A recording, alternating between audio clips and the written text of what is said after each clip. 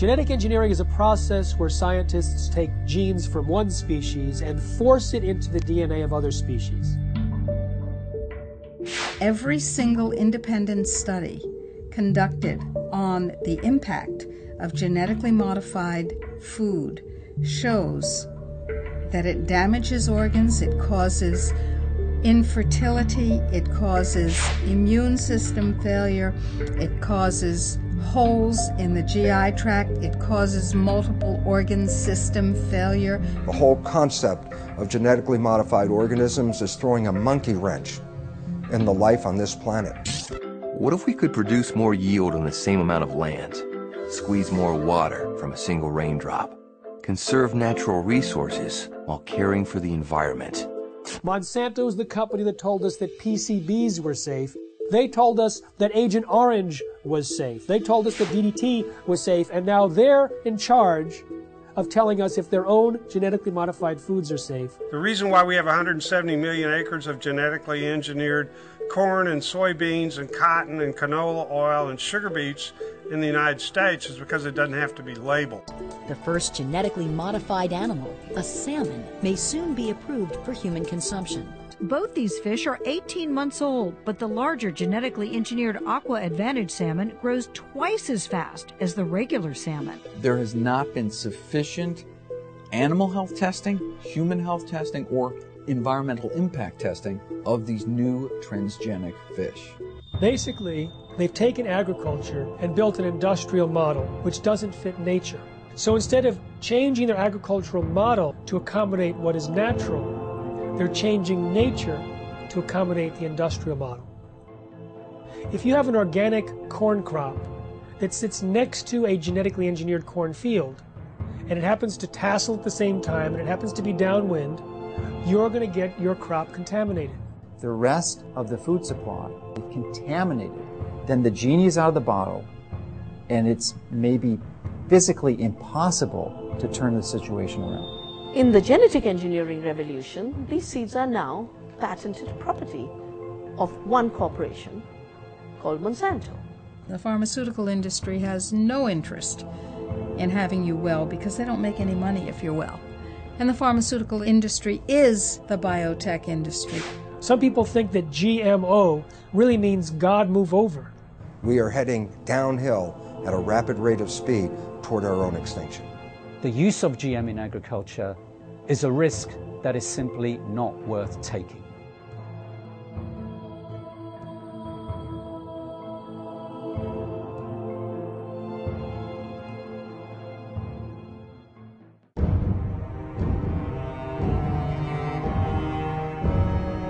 Any scientist that looks into the research or the lack of research on the safety of genetically engineered food comes to the conclusion that these foods should not be on the market. They need another decade or two of research. Monsanto is the company that told us that PCBs were safe. They were convicted of actually poisoning people in their town next to the PCB factory and fined $700 million. They told us that Agent Orange was safe. They told us that DDT was safe, and now they're in charge of telling us if their own genetically modified foods are safe. Because the FDA doesn't require a single safety study, they leave it to Monsanto.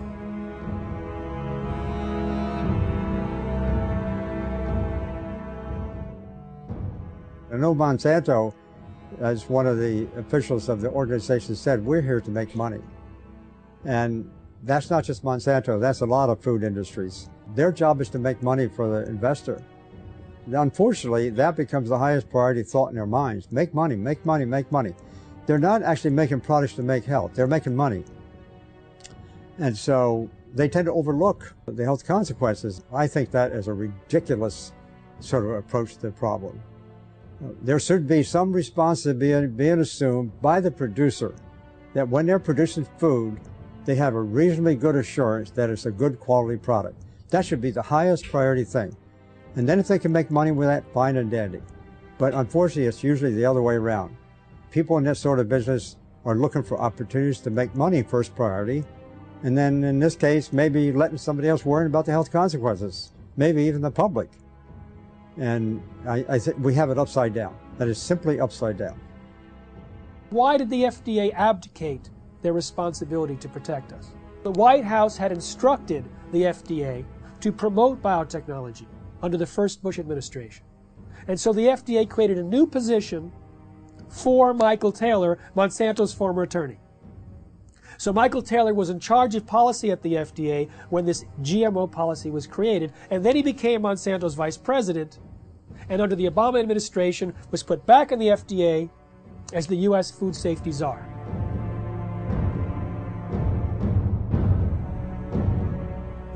In reality, the overwhelming consensus among the scientists at the FDA were not only that GMOs were different, but that they were inherently dangerous, that they might create allergies, toxins, new diseases, and nutritional problems. They had urged their superiors to require long-term study, and when they saw drafts of the policy coming back to them, they were angry and urged their political appointees to change course.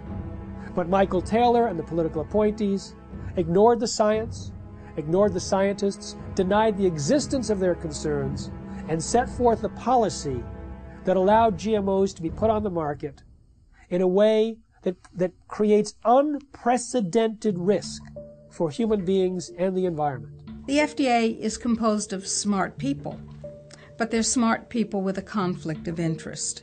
They're smart people who make their decisions based on what will support their financial needs or their academic needs, not what makes scientific sense. What you can do with GMOs is basically engineer food in ways that make it most profitable from the company's perspective. But from the company's perspective, whatever negative aspects of that might exist are simply irrelevant. And more than being irrelevant, the company is motivated to try to suppress knowledge about those negative aspects. The company is motivated to try to suppress government attempts to regulate in relation to those negative aspects. The company is motivated to try to infiltrate government and lobby government. I mean, when you look at the Clinton administration, Bush Sr., Bush Jr., and Obama, you look at various high-ranking positions in the administrations of all of those presidents, you find people who have worked for Monsanto. Most people don't realize that Monsanto has been around for about a century. They've acquired lots of resources, and they are very clever and sophisticated. They know how the game works. They understand lobbying. They understand bribery. They have been effective at essentially stacking the political structure, the federal regulatory agencies in their favor, to the point that it's almost physically impossible to pass any type of federal regulations or legislation, because the people who make those choices have been in the revolving door of Monsanto. They either previously worked for them or they're paid consultants for them. The governments now, wherever they are dependent on corporations. Who are these governments? Who are these companies? Corporations. Telling people what to do, what to eat, what to feed their children. We are people, we're the children of God. We have constitutions, we have our constitutional rights to eat and feed our families that nature produces. They say, no, we don't have that right. In fact, we're going to force that on you. It's the FDA and the USDA who helped lead the charge for these new food safety bills. There's nothing in those bills to protect you. It's there to protect the genetic engineering industry. And unfortunately, if we don't stop this, you won't see organic farmers. The laws in the bills currently are so strict, so arbitrary, that if you are a small organic farmer, you can't meet their requirements for safety. As a result, you'll go out of business. Not a single human being on earth gets up and says, boy, I can't wait to go to the supermarket and buy a GMO food. And why is that? That's because after 30 years and hundreds of billions of dollars of public and private investment, they haven't been able to come up with one thing in this food that actually helps the consumer. No better taste, no lower price, no more nutrition, nothing. Zip, zero, nada. 85% of all the genetically engineered crops in this country and around the world are designed so you can soak them with weed killers, toxic herbicides. And who are the big companies that do this? Come on, you know who they are. Monsanto, anybody, what? Who else? DuPont, Dow Chemical, Syngenta, Bayer. What kind of companies are these? Chemical companies. As the chemical seed package has spread, and now with genetically engineered seed that originally was free in India because it belonged to the farmers, or was low cost because it was released from the public sector universities that did seed breeding. In the genetic engineering revolution, these seeds are now patented property of one corporation called Monsanto.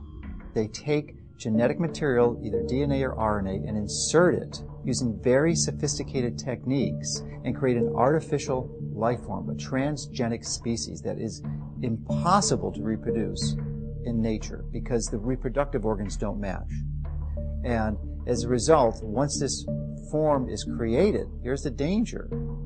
It can cross-pollinate, it can contaminate the traditional crops. Percy Schmeiser was a farmer in Canada who was contaminated by Monsanto's genetically modified seed. Well, he realized he'd been contaminated because he used some of this herbicide to kill off weeds around utility poles on his property. When he saw some of the seed did not die from the application of glyphosate, he knew it must be genetically modified. Well, he didn't do anything to purge his property of that contaminated seed. It would actually take 3 years of taking your crops out of use before you could completely purge them of the genetically modified seed. He decided he didn't want to do that because that would be costly. So he saved his seed for planting the following year, and Monsanto said, well, you now knew that you had genetically modified seed. You saved it for planting a second year. That's infringement. They sued him for patent infringement. It went all the way up to the Canadian Supreme Court, and although they found that technically he did infringe their patent, they awarded Monsanto no damages. Both in Canada and the United States, hundreds of farmers have been totally bankrupt, lost their farms and so on through lawsuits by Monsanto. So there's a real fear. Now we call it the new fear, a fear culture amongst farmers, where a corporation now, through the rights of patents on a gene, have which is inserted into a seed to make it resistant to a chemical or whatever, is that they lose their rights to use their own seeds or plants. So it's total control eventually that farmers have to go back to a corporation like Monsanto each year to buy their seed because they're no longer allowed to use their own seeds. So as a victim, you basically have to pay for your lawsuit, your damages, and so on. So farmers become victims and they have done nothing wrong because they were contaminated by a neighbor, by whatever means, by pollen flow, by seeds blown in the wind, transportation, and so on. So it doesn't matter how it happens. If you are contaminated, it's over and it's over. It's inevitable that someone who does not want to use their seed will become contaminated. Even the United States National Organic Program standards acknowledge this when they say you won't lose your organic certification if you're contaminated up to a certain percentage, as long as you take efforts to try to avoid that contamination. Monsanto has said that it's the responsibility of an organic farmer to use large portions of their own property to set up buffer zones to try to decrease the likelihood that they'll be contaminated by their neighbors. But that's quite perverse when it's their seed that's the new entrant into the neighborhood. In the mid-90s, the UK government gave about $3 million to a scientist to figure out how to test for the safety of GMOs. That scientist was Dr. Arpad Pusztai, the world's leading expert in his field. He worked at the top nutritional research laboratory in the UK, one of the best in the world. He had about 20 or 30 researchers working with him in 3 different institutes, and his protocols that he was designing were supposed to be implemented into EU law as requirements for the safety assessments of any GMOs to be introduced into Europe. He took a potato that was genetically engineered to produce an insecticide and fed one group of rats the genetically engineered potato. He fed another group of rats natural potatoes, and a third group of rats natural potatoes, plus their meal was spiked with the same insecticide that the GM potato was engineered to produce. So you have GM potato, and natural potato plus an insecticide, and all three had a complete and balanced diet as well. We measured all sorts of things, growth, for example, how these young animals were growing, what happened to their inside, and what happened to their immune system. And it became clear that the GM had a slower growth. It had problems with internal development of its organs, and it certainly knocked out the immune system. Only the rats that ate the GM potato got sick. They had potentially precancerous cell growth in their digestive tract, smaller brains, livers, and testicles, partial atrophy of the liver, damaged immune system in 10 days. What was the cause of that damage? It was not the insecticide, because the group eating the insecticide did not have the problem. It was understood that it was the process of genetic engineering itself and the unpredicted side effects that caused this profound damage to every system and organ studied.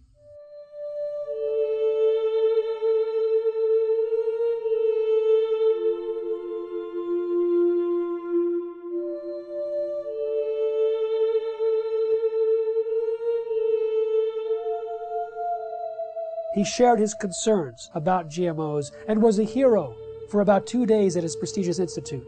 The press was going wild. Here was a main scientist who was saying that we should not treat the people as guinea pigs, and that he personally wouldn't eat GMOs from what he understood.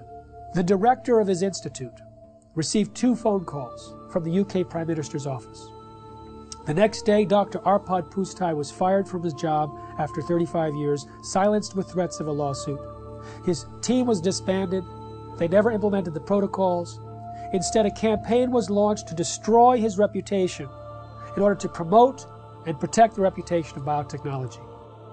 We do have all the methods available for testing the safety of GM crops. It will be unforgiven by humanity.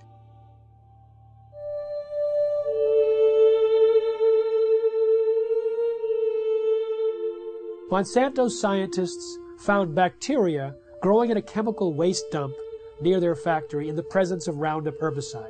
Now, Roundup normally kills bacteria. This bacteria was surviving. They said, great, let's put it in the food supply. So they took the gene from the bacterium that allowed it to survive the Roundup and put it into soybeans. And now those Roundup-ready soybeans can be sprayed with Roundup herbicide, and they don't die. Just all of the other plant biodiversity in the ground dies. The active ingredient in Roundup is called glyphosate. Glyphosate was patented in 1964, not as an herbicide, but as a broad-spectrum chelator. It hugs a lot of different minerals that are needed and does not allow the plants to access them.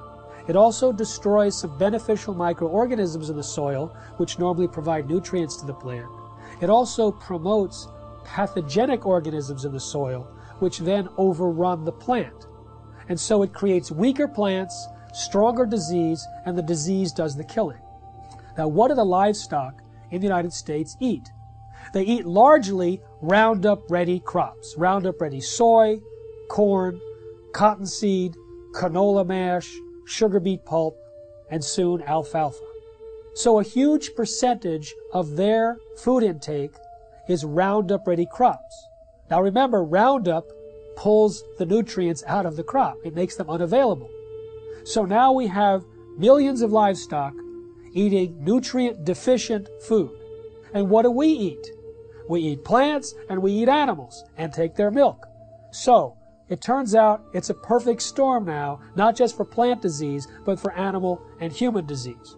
When 44,000 secret FDA memos were made public from a lawsuit about the subject of genetic engineering, the director of the Center for Veterinary Medicine made it absolutely clear that GMOs in animal feed had a unique danger. Toxins can bioaccumulate in animals and in their milk. And so if there were toxins in genetically modified feed, then we might have higher levels of those toxins in the animals that eat the feed or in their milk or other products from those animals. All our food, 90% of Canadian crops, American crops now are produced by genetic modification, or at least they're contaminated with genetically modified corn, genetically modified soybean, genetically modified everything. 95% of all the genetic modifications are done in order to allow the plants to survive more chemicals being sprayed on them and to allow the animals to survive more drugs being put into them. And of course what happens is that when their genes are changed, our genes are changed by consuming them, just as the superweeds and the superbugs are genetically altered by consuming them. The bug eats the plant, its genes change. The animal eats the plant, its genes change. We eat the animal or the plant, our genes change. Our babies' genes change, and the change is permanent. They do not want you to know which products you're buying in the grocery store might contain genetically engineered ingredients. They say that label would confuse consumers. And they say there's no difference between genetically modified foods and non-GMO foods. Well, that's absurd. That's what the word modified means in genetically modified. It is modified, it is different, and it is, in many ways, a threat to the health of the people of our nation and people around the world. Genetic engineering is a process where scientists take genes from one species and force it into the DNA of other species. Even though there's been very little study on the health dangers, there's been sufficient evidence of harm to cause the American Academy of Environmental Medicine to say all doctors should prescribe non-GMO diets to everyone. They say that the animal feeding studies link GMOs to reproductive problems, immune system problems, accelerated aging, organ damage, gastrointestinal distress, dysfunctional regulation of cholesterol and insulin, to name a few. If you take the gene of a cow that helps it to produce milk, that produces a hormone called the bovine growth hormone, and if you take that hormone and you start injecting into the cow, the idea here is then the cow will produce more milk. The companies like Monsanto and Eli Lilly, who invented this hormone independently, and they said there's nothing wrong in doing that because it's substantially the same hormone that the cow produces. That is wrong. Because even if you take natural bovine growth hormone and you give injections of it to cows, then the cows will get sick. Just like if you took human insulin and you started to inject human insulin back to people, they will get insulin shock, they could die. But the cow receiving this hormone will actually be sick. It'll have pus in its milk because it's producing too much milk. The teat canal of the cows will get infected, will have to be treated with antibiotics. When the Canadians were evaluating bovine growth hormone, the senior scientists there testified before the Senate that Monsanto had offered them a bribe of $1 to $2 million to approve RBGH without further study. They say documents were stolen from a locked file cabinet in the government's office, that they were being pressured to approve the drug, which they thought was of questionable safety. What we have is rigged research, hijacked regulatory agencies where many people at the agency, at the FDA, that was approving this bovine growth hormone were from Monsanto. Monsanto's former attorney, 2 former researchers. In fact, Richard Burroughs, who was an independent veterinarian working at the FDA, he was fired. He was told he was slowing up the approval process. Well, he sued and was reinstated back at the FDA, but during the trial, his boss admitted that the whole thing was a setup to get him out. He was in the way of the approval of bovine growth hormone. In the U.S., there's evidence that articles have been published that scientists who do any research on that possibly could show negative results of genetically engineered crops are harassed. They are denied funds. The universities that depend on industry money are pressured to not allow this or to discourage this kind of research. Monsanto's own research shows that when rats were fed this BT corn, they had signs of toxicity in the liver and kidneys. When genetically modified soybeans were fed to rodents, we've seen changes in the testicles changing from pink to blue, changes in the sperm cells, changes in the uterus and ovaries, in the DNA functioning of the embryo offspring. In 2001, a small California biotech company called Epicite patented a gene, which causes both men and women who eat it, in the form of any product, to produce antibodies to sperm. If the men eat the Epicite gene, they produce antibodies to their own sperm, rendering them irreversibly sterile.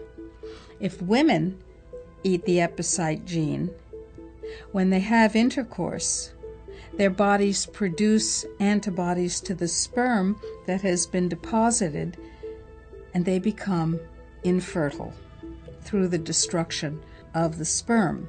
Now, DuPont and Monsanto formed a joint venture, purchased the Epicite firm, and, quote, commercialized the Epicite gene. Do you want to know if the food that you're eating contains the Epicite gene? Sure you do. How about the food that your children are eating, or your grandchildren? Sure you do. We've seen smaller babies, a death rate that's 5 times that compared to controls. Sterile babies, even babies with hair growing in their mouths. And this has been done by government scientists as well as independent scientists who are at the top of their field. Pay close attention to what you're about to see. These rats have been fed with transgenic corn during their entire life cycle. The tumors they suffer from are enormous. The study that revealed the effect of the GMOs on the health of these rats has just been completed. It lasted for 2 years. We spent over a year trying to obtain transgenic corn because no GMO manufacturers were willing to provide them. This is because Monsanto requires contracts to be signed stipulating that the seeds must not be used for testing. We wanted our study to be independent. Every rat was dissected to identify the way each diet, GMO, GMO and Roundup on its own, had acted on the metabolism of each animal, focusing on the development rate of the tumors that only start to manifest themselves after the initial 3-month period. Each step up represents a large tumor, which can measure 17 millimeters by 17 millimeters. 94% of them take effect in the mammary glands, which would equate to breast cancer in a woman. We are faced with renal tumors for the males. Some males also suffer from mammary tumors. One could have thought that the main cause of death was coming from the pesticide added to the corn. But what the study highlighted, and this for the first time ever, is the fact that the transgenesis itself could have killed the rats. What this means is that just by interfering with the genome of the plant in order to modify it, we are faced with repercussions that no one could have anticipated. This is enough to make us reconsider all the scientific precepts that led to the creation of GMOs. We realized that GMOs without any Roundup residue were responsible for an increase in the death rate of females and of some males. This is the GMO that is being eaten by the Americans, but also the GMO that has been approved for importation by European agencies, and that contaminates our food. When they allow animals to graze on the cotton plants after harvest in India, for years and years there was no problem. When they introduced this Bt toxin-producing cotton, thousands of sheep died, buffalo died, goats died. I've interviewed the people myself, seen pictures of their dead animals. These animals were successfully grazing on non-Bt cotton plants for years. In one case, 13 buffalo grazed on Bt cotton plants for a single day, and within 3 days they were all dead. Unfortunately, there's not sufficient follow-up. One small non-governmental organization pleaded with the government in India, please do some research on these animals. The government refused. They pleaded with universities offering to pay for the research themselves. They refused. So this small NGO did their own research. They put 3 sheep in one field with Bt cotton Bollgard 1, 3 with Bollgard 2, and 3 with non-GM cotton. Within a month, all 6 sheep eating the Bt cotton plants died. But 3 eating the non-Bt cotton plants had no symptoms. But their research was dismissed because it wasn't a government agency or a university. So we have a situation where the evidence is there, but it's not being paid attention to because it's being drowned out by the big bucks and the biotech industry with their tobacco-type science and their distortion and denial of the facts. Unfortunately, Monsanto's lobbying power and their financial weight, they are able to use corrupted corporate science, something that I call cigarette science, to get these products slipped into our food stream. The only human feeding study ever published on GMOs showed that the gene that was inserted into the soybean transferred into the DNA of the bacteria living inside our intestines and continued to produce that protein. So if it happens to be an allergen and you're allergic to it, you may be continuously triggered over and over again by the production of that allergen from within inside your own intestines. When we look at the quality of the nutrients in our soil, we see that that has become actually a victim of industrial agriculture, which destroys the microorganisms in the soil and then puts in a few nutrients as if that were enough to provide a healthy diet. It turns out that the current industrial agricultural model was based on surplus military products after World War II. They had extra bomb-making material that worked as fertilizer, so they created the synthetic fertilizer industry. They had excess nerve gas that they could use as insecticides, so they created an insecticidal industry. And by steering the farmers and the land-grant universities and all the population towards these high-input, corporate-driven agricultural models, we actually stripped away some of the health and some of the nutrients that were vital and are vital to the health of the people and of the livestock. The plant's ability to absorb nutrients out of the soil is restricted with GMO seeds and plants. And that's why the nutritional value is going down. And that has become a very big concern. And there's a very big concern that many of our foods that we eat, nutritional value contents have to be rechecked because it has changed. It alters the structure of a plant when you put a GMO gene into a plant. So you no longer have the same type of plant and you've changed the makeup. Monsanto is the only company I know of that doesn't want you to know you're buying something that has their technology inside it. You know, cell phones, computers, automobiles, everything else we purchase, clothing, is branded because everyone wants to know, they want consumers to know that their product is inside whatever you're purchasing. But Monsanto wants that to be a secret. If you go and purchase any of their bags of seed and you look at the back, there's a big, huge box with a big stop sign. And when I first saw this, I thought that meant stop. This seed is dangerous. Don't swallow it. Wash your hands after you've touched it. No, all those health warnings are lower down the bag in smaller font. If you look in the box where the stop sign is, it actually says stop. These seeds are protected by the following patents. Your use of these seeds must be in compliance with the license agreement. You may not save the seeds for replanting, blah, blah, blah, blah, blah. So they object to labeling of food that consumers buy, but they have no problem with labeling their own product with all of their patent numbers. So there's some things that they want the public to know and other things that they don't. Traditionally, the proponents of genetic engineering have stated that there's relatively no risk or essentially no difference between genetically engineered plants and products and conventionally raised products.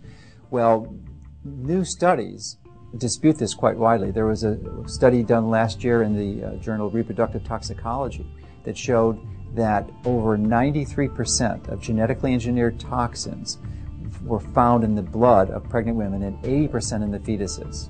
So this potent crop toxin is being transferred into the population. Genetically modified soybeans has as much as 7 times the amount of a known allergen compared to non-GM when the two are cooked. With corn, there's a gene that's normally shut off in corn, but it's switched on accidentally in Monsanto's corn, and that gene produces a known allergen. There's also more herbicides used on these genetically modified herbicide-tolerant crops like Roundup Ready soy, and the excessive herbicides might promote allergic-type reactions. Peer-reviewed studies show that there's an association between heavy GMO consumption and serious health problems, including asthma and food allergies. There's also a damage to the pancreas and the production of enzymes that are used for digestion in mice that are fed GM soy. If we take longer to digest proteins, then that means eating genetically modified soy might cause us to be reactive to a wide variety of foods, not just to GM soy. The real risk here, the real concern is that these threats to the food supply are validated, and there is the GE crops are the predominant crops, and they've contaminated the rest of the food supply. Then the genie is out of the bottle, and it's maybe physically impossible to turn the situation around.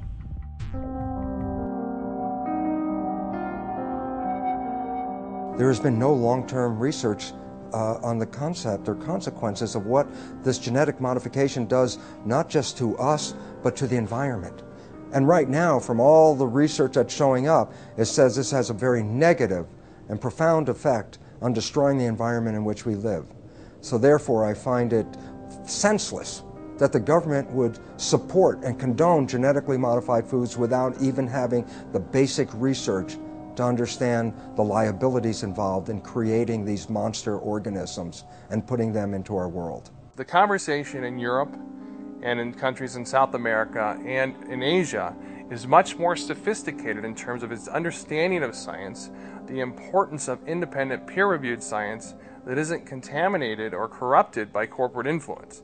Here in the United States, you know, the birthplace, the bedrock of the free market system and democracy, we are having our rights corrupted by corporate influence.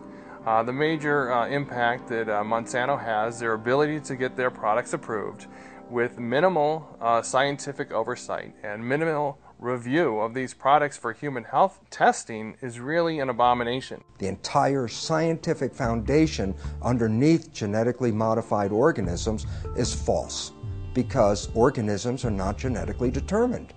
And when we understand that, we recognize that the only way to create crops that will benefit humanity is to understand nature herself and learn to live in harmony with it.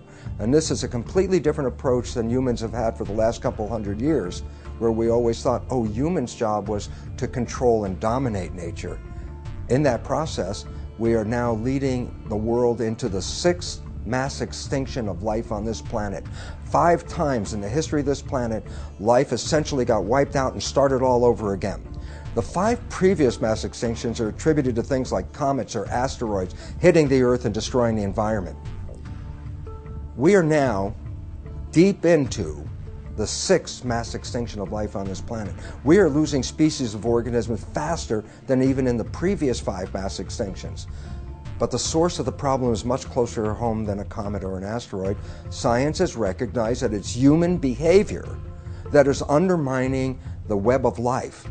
Rather than trying to control nature, our mission is actually how to learn to live in harmony with nature. The FDA, which treats the American people as slaves, knows that if people knew the truth about how healing their foods can be and how dangerous the processed foods really are with all their chemical contaminants and their genetic modification, if people knew the truth, they would demand food freedom.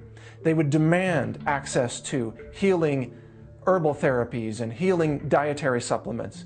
They would demand that the FDA back down from its intimidation campaigns that have been leveled against producers of dietary supplements and herbal remedies and raw dairy products and so on. The people would demand that if they knew, and that is why they are kept ignorant under this campaign of disinformation currently being waged by the FDA. I've been vigorous in my opposition of these strategies that these large corporations use to use their influence for their benefit. And as a result of my positions, I'm frequently criticized by their own local networks, the skeptic networks and such. And they're also their ability, because they are so politically connected, to use the federal regulatory agencies to come after me personally, to file claims against, or statements against my company, and also to criticize me such that it can be viewed in most of the traditional media to skew the information, the truth of what we're saying. They twist the tables. It looks like we're the bad guys when actually nothing could be further from the truth. We're just seeking to help people understand what the true reality here is, and give them the tools to make that distinction and give them the right to know. In the early 2000s, Monsanto and the biotech industry vilified a scientist for his linking of Bt corn to a decrease in monarch populations. 2 years ago, another research paper came out confirming that yes, Monsanto's Bt corn and their Bt cotton products were actually reducing the habitat of monarch butterflies. Monarch butterflies are the canary in the coal mine on the prairies in the Midwest. Of the major impacts, the negative environmental impacts that these products are having. The large-scale cultivation of GMO crops can harm biodiversity in a number of different ways. One is that in the case where the crop is engineered to be tolerant to a herbicide, such as Roundup or glufosinate, then the application of high doses of these weed killers destroys the weeds upon which other organisms normally would be consuming. So the insect population is reduced, and then there isn't the insect population upon which the birds are also consuming. So there could be a knock-on effect on the biodiversity within the fields where herbicide-tolerant crops are being grown. And indeed, large-scale field trials sponsored by the UK government several years ago now did indeed find that in fields that were growing herbicide-tolerant sugar beet and canola, that the biodiversity in these fields was markedly reduced. There's a lot of information now on bee colony collapse, and it's now linked to certain of the chemicals that are sold by certain of the major companies. So there's a lot of concern now about the bees dying, because now we'll lose a major insect that pollinates our plants, and so that also has become a big concern. But it's all related. It all goes back to the massive increase of new types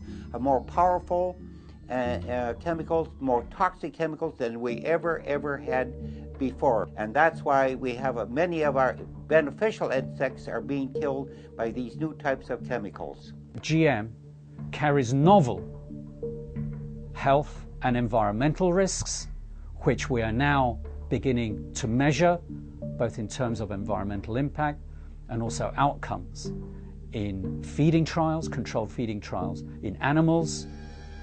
Then I feel that the use of GM in agriculture is a risk that is simply not worth taking. GM doesn't address root causes of problems in agriculture. At best, it is a symptomatic cover-up. No genetically modified crop can grow unless it's attached to some kind of a pesticide. Those pesticides, more and more, are in these plants. They may have killed the weeds, they may have killed the insects, but the product is still on the plants. And if it's washed off, then it's in the water, it gets into the lakes, it gets into the oceans, it's everywhere. And it's toxic, it causes cancer, it also causes endocrine disruption. That's a technical term for change of hormones. They don't even want to label that this is genetically modified. The milk is genetically modified, or the crop is genetically modified. They say, if we label that, we won't be able to sell it because people won't buy it. Of course, people won't buy it because people don't want it. We have thousands of different varieties of any given food crop you can mention.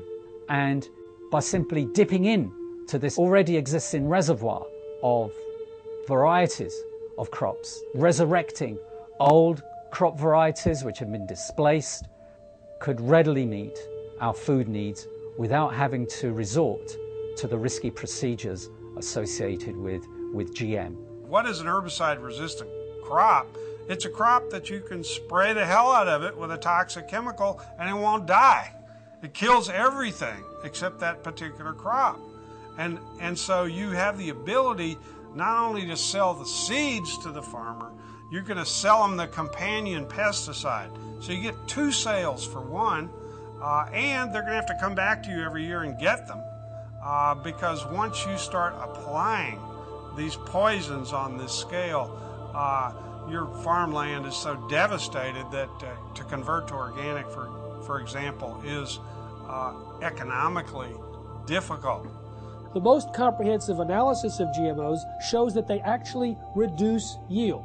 But sustainable technologies, they can increase yield by an average of 79%. What BT corn does and BT soy does and what Roundup Ready does is it decreases labor. It's labor saving, as if we need less farmers in this country. And we have a limited planet. So more people farming is the key to higher yields, not chemicals. GMOs are stealing the money away from these more appropriate technologies. We have more food per person than any time in human history. We have enough food grown to feed 11.3 billion people. What we don't have is the ability for people to access that food, and so it's not a silver bullet of increased yield that the biotech industry tries to sell us. The ISTAD report proved that organic and sustainable agriculture had the same and higher yields than conventional, chemical-intensive, genetically engineered crops. These herbicides are actually having a major impact in killing the beneficial soil microorganisms in the soil, which actually not only add to the yield gains, but also the nutritional value of these plants. Cotton production has increased in this country because of acreage, not because of the BT technology. Rice and wheat production increased in India because of irrigation acreage. Land and water account for it, not the seed and the chemicals. In fact, the seed and chemicals have created a scarcity. First, the new seeds had to be grown as monocultures, so you had less food. Today, we are importing pulses from Canada, from the United States. Very vital to a vegetarian diet. We're not growing pulses because our monocultures have no place for pulses. Pulses give you free protein. Pulses give you free nitrogen fixing. All of that was wiped out. Oilseeds, farm trees, agroforestry. The water use of this so-called Green Revolution was 10 times more compared to equivalent farming systems. One huge problem with the GMOs is that they have completely blown out conventional breeding in our land-grant colleges. And we only in this country have 10% of the vegetable seeds that were available to our forebears 100 years ago. Our seed stock is going down the toilet, and we can't even use our land-grant colleges to breed in a standard way because there's no money for it. And that is a huge, huge, huge threat to the future of agriculture, to lose the skill of breeding standard, which is in fact what all that food you see on your grocery shelves, all those vegetables came from thousands of years of farmers sharing their seeds. As a result of the loss of beneficial soil microorganisms, not only have the yields gone down, but there has been a dramatic increase in the rise of crop diseases, which are infecting corn and soybeans in the U.S.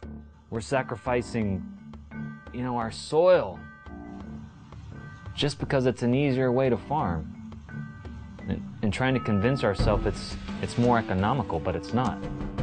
I'm seeing neighbors' fields who've been doing this stuff for 15 plus years.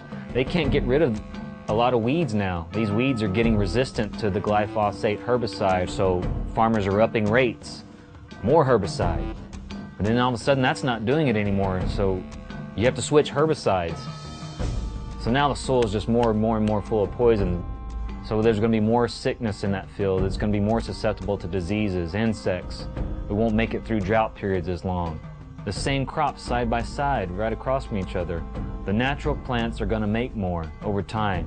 And you have a soil that you continue to poison, nature's going to win. In 2006, Cornell University released a study on soil degradation that stated by the year 2050 that 30% of the land that's already cultivated will be unfarmable. Now, the thing about Roundup and glyphosate is that it stays in the soil for months or years. and it continues to cause the reduction of available nutrients and the promotion of these diseases. And so people like Dr. Don Huber from Purdue University, have identified more than 40 plant diseases that are on the rise in the U.S. because of the overuse of Roundup and other glyphosate-based herbicides. Now, it pulls these nutrients out of the food supply for months or years. According to Reuters in 2007, there was about 184 million pounds of glyphosate herbicide used in the United States. Now that's one of many, many years, hundreds of millions of pounds, which means hundreds of millions of pounds of nutrients have been tied up and taken out of the food supply. When we have a company like Monsanto that says, I don't care what nature says, I'll create the crops that I want, and we look at what happens, we see another step, another process in our own demise. This is a very powerful enemy, a classic David versus Goliath challenge. And there's the only way we have any approach, any possibility of ever winning this thing is if we work together as a cohesive group. The whole concept of genetically modified organisms is throwing a monkey wrench in the life on this planet. And until we change that, we are heading downhill at a rapid rate of speed toward our own extinction.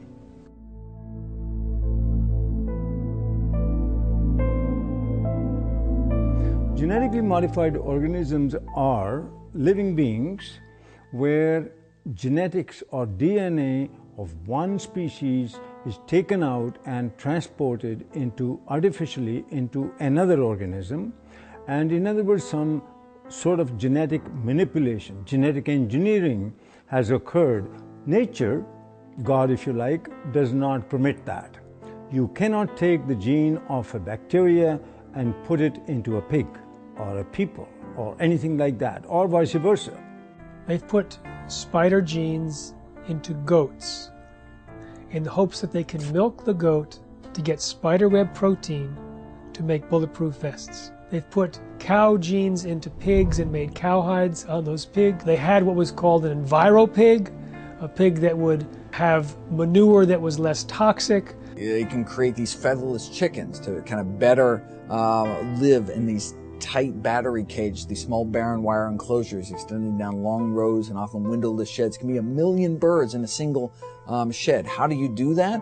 Well, without them overheating, where you have this massive ventilation fans. But another way, you just take off their feathers. There's a genetically modified salmon that was created by Canadian researchers that was tested up in Canada. They put these frankenfish into tanks and they fed them sufficient food and there was no problem. When they reduced the amount of food, the frankenfish freaked. They started killing and eating their neighbors. So what happens if the FDA approves these frankenfish and let's say they escape into the ocean? I don't know what's worse, the extinction of natural salmon or the roving of these frankenfish going around and killing and attacking other species and changing the whole ecosystem balance. They both have a mating advantage because they're larger, but they have a survival disadvantage. And it's that combination that should a male transgenic fish escape into the wild cause the rapid collapse and extinction of both transgenic and wild fish in as little as 50 generations. Scientists take genes from one species and force it into the DNA of other species. Now the process itself creates massive collateral damage in the plant or animal, but they don't test for those changes and the side effects before they introduce, say, the crop into our food supply. DNA is the inherited material of life, and it is where genes are structured. So we inherit half of our DNA from our mothers and half of our DNA from our fathers. And within the DNA are the genes that encode for all the structures of the body. So the DNA is like a blueprint. Just like an architect has a blueprint for a building, the DNA is the blueprint for all the structures of the body. So when a gene is switched on to function, the information within that gene is being used to manufacture a protein. And that protein then builds the structure of the body. And then proteins in the form of enzymes carry out all of the chemical reactions of the body that constitute the living organism. When the GM gene is introduced into the plant, the genetic engineer has no control over where the GM gene integrates or splices into the DNA of the plant. And the effect of this is that the GM transformation process as a whole actually is very disruptive on the DNA structure and function of the organism. As a result, very unpredictable and potentially hazardous outcomes. Because if you disturb the balance of gene function, remember the gene function is controlling the structure and the biochemistry of the organism. If you disrupt the balance of gene function, you disrupt the biochemistry. And if you disrupt the biochemistry, you run the risks of creating novel toxins, novel allergies, as well as a disturbance to nutritional value. These types of outcomes resulting from the disruptive effect of the GM transformation process have been observed, are observable, and they're genuine. With our understanding of epigenetics, the new science of how environmental signals control our genes, we're introduced into the chemistry of where do the signals come from that select the genes and modify our genetic activity. Well, we used to say everything was due to the genes, but now we find there's a class of molecules called microRNA. They're very small RNA molecules, and they're found in all the cells. And these microRNA molecules are molecules that adjust the reading of our genes. And, well, a new understanding has been found about the microRNA molecules. And when we eat food, the microRNA from the food is picked up by the digestive system and not broken down. The microRNA is taken into our own body intact. And now what they followed is the microRNA from food ends up in our own cells, like in our liver and other cells in our body. And these microRNAs still have the same function. They change our genetics and they change our readout of our genome. And the significance is profound. It says when you eat genetically modified foods, we are eating a new class of microRNAs that have never really been in the world before. And yet, these microRNAs are picked up by our biology and adjust our own genetics. So, in a sense, the old story, we are what we eat, actually now has a biochemical foundation. And then all of a sudden it says, if that's true, then why would you risk your life eating a genetically modified food containing microRNAs that can totally distort our own biology and cause great problems in our lives? The process of genetic modification is a completely irreversible process. Once it has been carried out, it affects the reproductive cells of the organism. So any effect you have, for good or for bad, is then passed down through the subsequent generations of that particular organism. And that's true for plants and animals. Indeed, for any genetically modified organism. And this now has to be understood because when we eat genetically modified foods, not only does it affect our own cells like that, but we also know that the bacteria in our gut that are required for our survival, we need these bacteria. The bacteria also pick up the genetic engineered genes. And we modified the gut bacteria. And you say, well, why is that relevant? Well, not only do we need the gut bacteria for our survival, but the gut bacteria change our genetics. Information from the bacteria is picked up by the digestive cells and adjusts the digestive system cells to be compatible with the bacteria in our gut. There is a dialogue and a communication. If you alter the genetics of the gut bacteria, by definition, you've completely altered the development and genetics of our own cells. Way back in the 70s, they developed this grand vision of being able to splice in high yield and drought resistance and all sorts of, pest resistance, and they dreamt of patenting those genes and having proprietary ownership of these genes. And during the 80s, that indeed came about from a number of court decisions. They believed they could make billions of dollars from these proprietary gene transfers to make food do certain things or crops do certain things. When the evidence came out that there were fundamental flaws in the genetics, they just did not want to know. They didn't want to do the research into these issues of food safety. and they went ahead with their development, yet they weren't doing the basic research. You see, GMOs are the product of an infant science, and now we are feeding that product to the entire population. And it's known to create unpredicted side effects, and no one is testing to see if the rise in all these diseases since GMOs were introduced in the mid-90s is caused or promoted by these GMOs.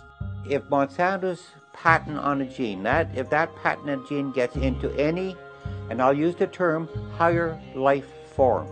So what does that mean? Birds, bees, animals, and the question I have to ask, what about human life? If Monsanto's patent gene gets into you, gets into me, does that say they own me? Do they own you? These are all questions that that the courts and our governments will have to address.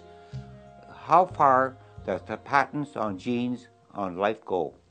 There have been over 140 lawsuits filed by Monsanto against farmers, including against those farmers who wanted nothing to do with Monsanto's genetically modified seed. When you ask Monsanto whether genetically modified seed is natural, they have two answers, yes and no. And it depends on which side of Washington, D.C. they're talking. If they're at the FDA or the USDA, they say genetically modified seed is absolutely no different than natural food. It doesn't need to be tested, doesn't need to be labeled. The public doesn't need to know if their food's been genetically modified because it's no different. Then when they're on the other side of Washington, D.C. at the patent office, and the patent office is saying, well, you don't deserve a patent because your seed is no different than natural food. They say, oh, no, it's not. It's completely different. We've invented something brand new. It's radically different, and it's so inventive we deserve not just one patent, we deserve entire portfolios of dozens and dozens of patents. Because the United States was the only country in the world, still is, that allowed genetically modified organisms or any organisms to be patented.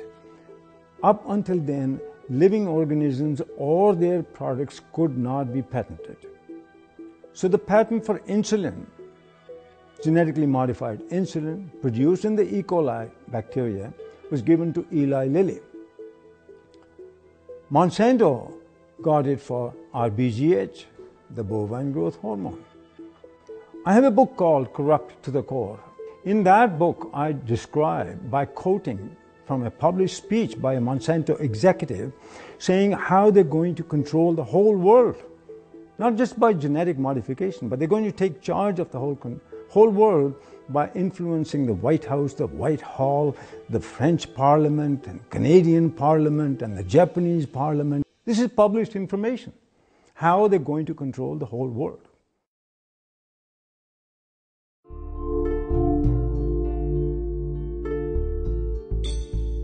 American people are beginning to become more aware and wake up to the fact that their government has been corrupted by corporations and the food that they're feeding themselves has possibly serious human health risks. In the European Union, where labeling is required, there's almost no genetically engineered food on store shelves, in restaurants. There's almost none of it planted. Today, more than 50 countries around the world allow labeling of genetically engineered foods.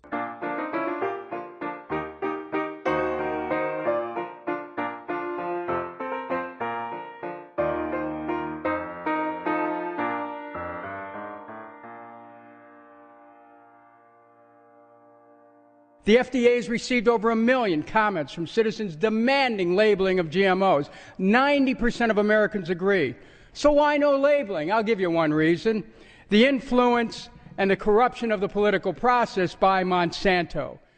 If you have an organic corn crop that sits next to a genetically engineered corn field, and it happens to tassel at the same time, and it happens to be downwind, you're going to get your crop contaminated.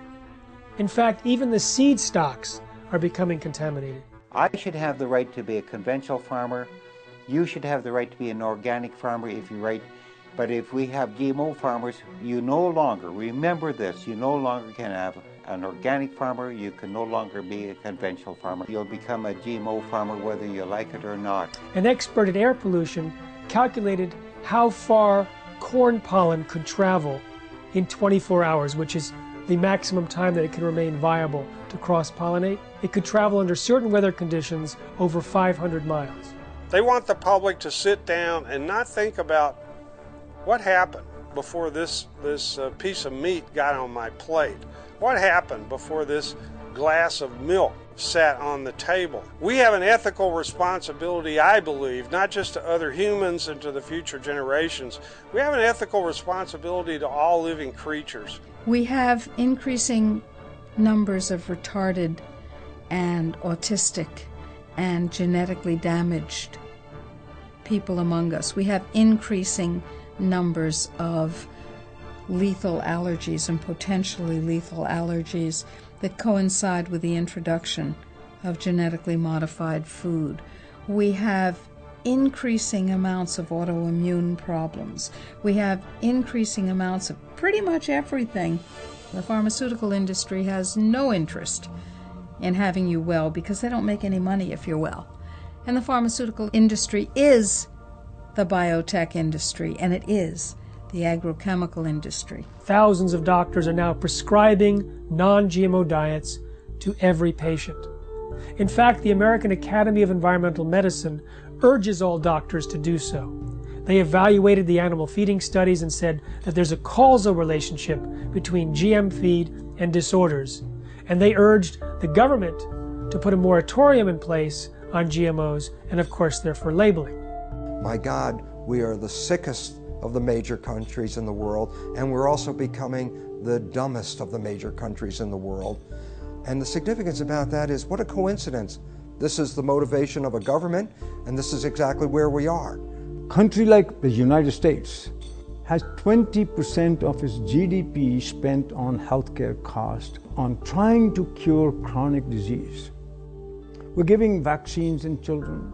We're giving all these other drugs, bad food, pesticides, hormones, everything getting into the system in animals and people.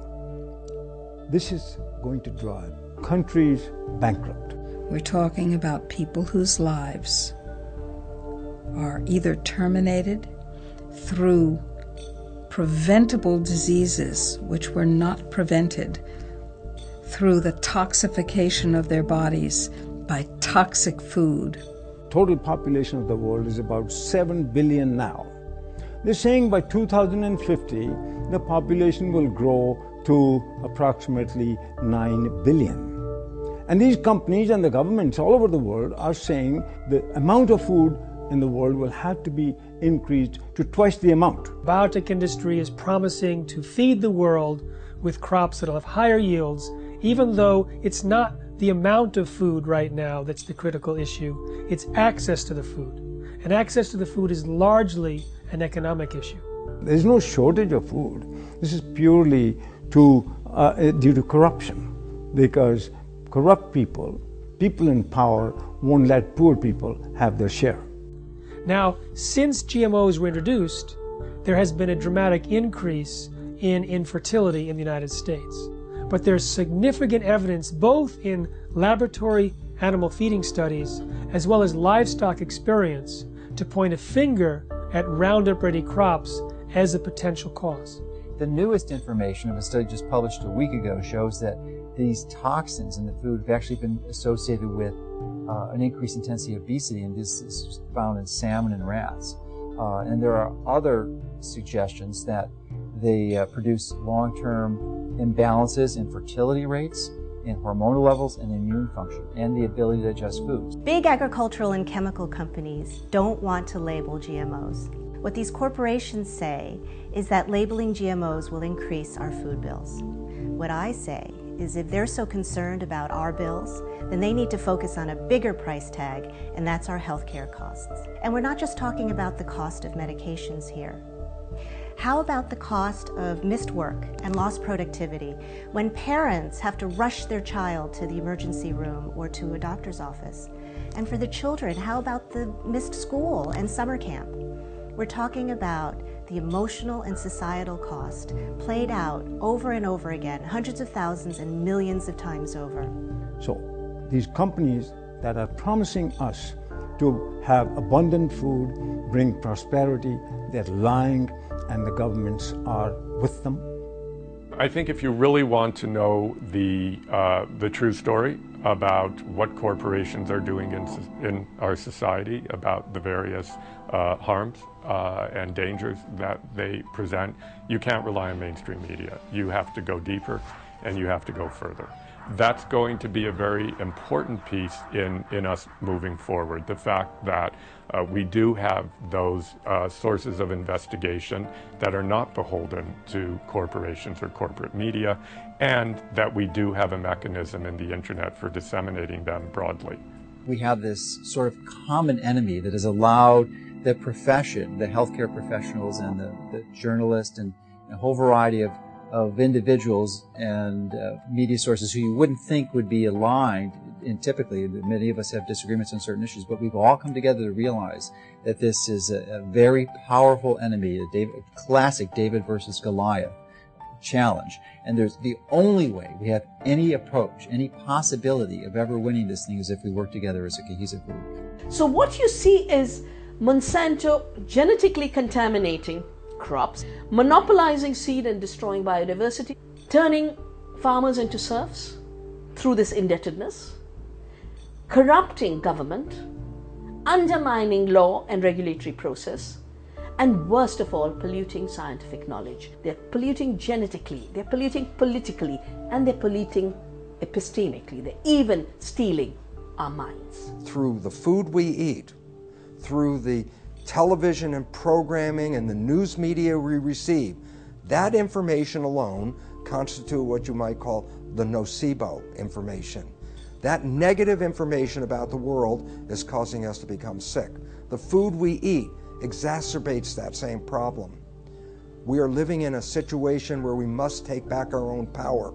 They can surround the Congress, they can surround the congressional offices back in their district, they can surround the Monsantos and the city groups, and that's what they got to realize, that that's the first stage, because people showing up and massing together with agendas and with good artwork and signs and music scares the hell out of these politicians and their corporate masters.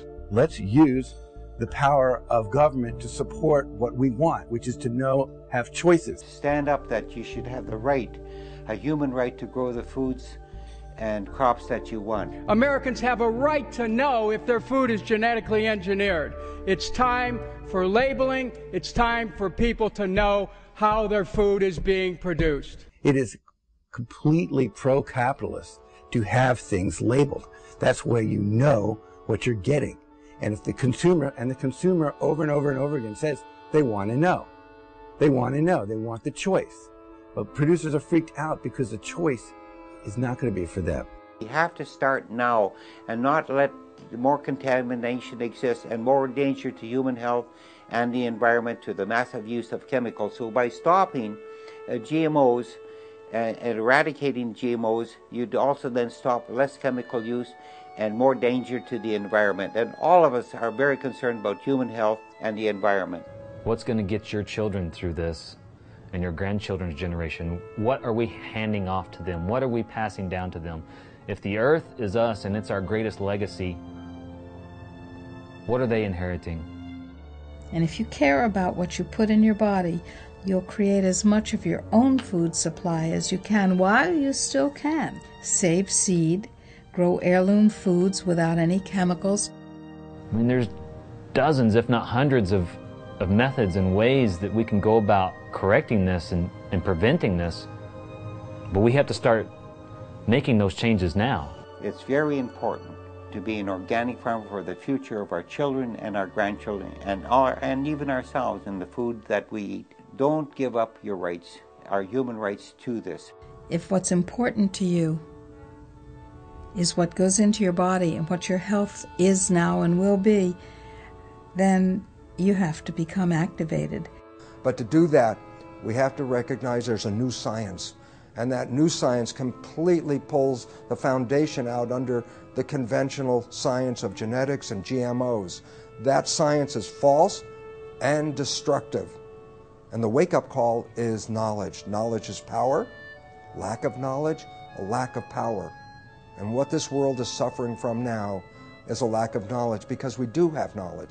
We have knowledge that says how we can thrive, live to a ripe old age of over 100 very easily, and enjoy the experience of being on this beautiful planet. In most Native American cultures, their beliefs or their concepts were based on, will this last for 7 generations? Whereas we're asking, what can get me through this year economically? 1 year, 12 months.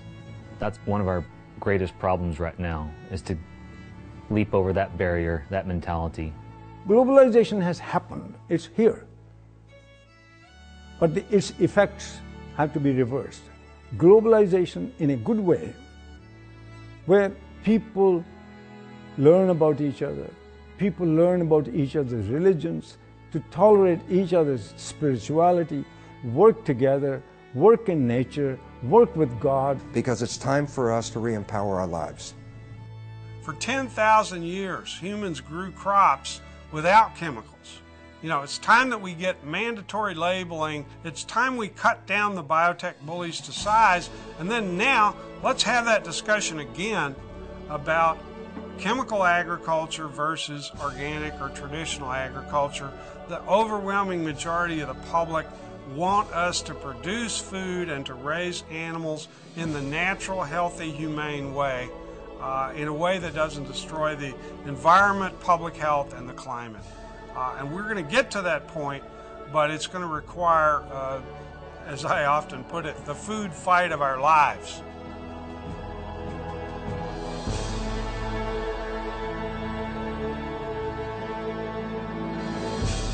I'm looking at the food that's in the grocery store. They say it's safe, everybody eat more. On second thought, I don't really know if it's made with those GMOs. So I'm looking for the non-GMO label. Before I bring it home, I'll put it on the table. I want to know if it's verified, so I don't harm myself with genetically modified. They don't want you to know. Poison they grow. Profits they show. From those GMOs. Seeds that they sow. Gonna hurt us, we know.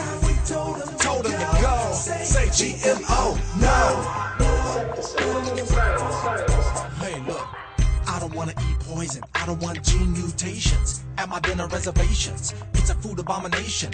What they're doing to this fast food nation. They take artificial gene combinations, inject them in seed variations so they can grow their frankenfood imitations, while the side effects cause medical patients. Keep the profits alive while they're spraying all the food with name brand herbicides, and all the while they're spreading their lies. Monsanto destroy a farmer's lives, and the FDA just keeps it all going, saying it's safe even though they all know it's just poison, stealing away your life, and that's what you eat, but genetically modified. They don't want you to know.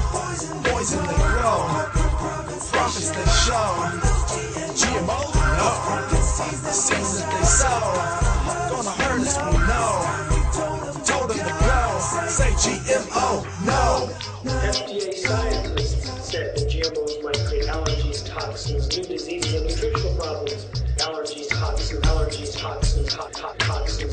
And they said, no testing necessary. No testing necessary.